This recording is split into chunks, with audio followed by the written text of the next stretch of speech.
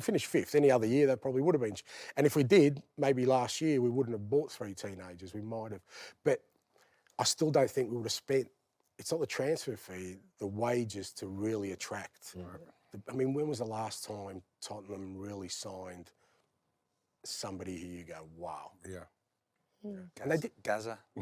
Yeah, well, back then, yeah, absolutely. Exactly. And you know what, Roy, they talk about that period, and they weren't overly successful then, but they did win FA Cups. They did have exciting players, and I think the supporters, when I speak to them, they speak fondly of that era, even though they weren't playing maybe in the Champions League or winning the league, because they did. They had those star players. And I think, like I said, I think people underestimate the role Harry played over the last 10 years. He's an unbelievable... I mean, I only worked with him for a couple of months. He's the best player I've ever sort of witnessed close up in my whole career. And all right, I mean, I haven't been at the highest level, but just watching him at training. Yeah. I mean, we played the last friendly game, like, before, and, you know, I was still hoping against hope he would stay, and he scored 4 goals. We played Shakhtar, and the next week we're playing Brentford, and I know he's not going to be there, and I've gone, it's just...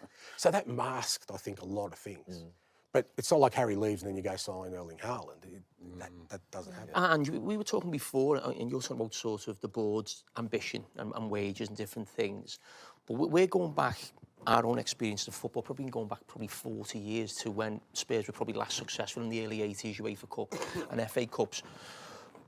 If you take almost the board out, is there a mentality and almost like a feeling, I look from the outside, that no one actually believes Tottenham can win or go and win a big game? Yeah. Or not so much a big game, a big trophy. It is. Look, Spursy. Spursy. I mean, that's what it was all Is about. that a thing? You're inside the building, there's players, when they're coming in. Is there almost a lack of belief that you can go and do something? 100% there is. Yeah, absolutely. And that was the thing I was trying to break. And, you know, my whole statement about winning things in the second year was I was doing that for the club, because no one internally would dare say that, because they were just scared.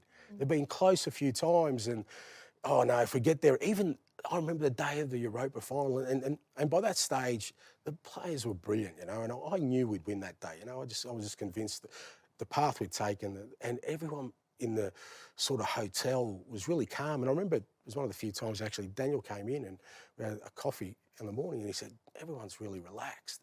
Even he was, and the only thing he said to me, which was bizarre as a motivational point, he said something like, oh, you know what, I've been in 7 finals or semi-finals and we haven't won one.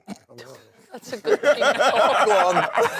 Let's get out of there. But I know why he said that, because of that, right? Yeah. So that's what I'm saying, Jamie, right? So you've got that, and that does exist, absolutely. And I think, and then you break that by winning something.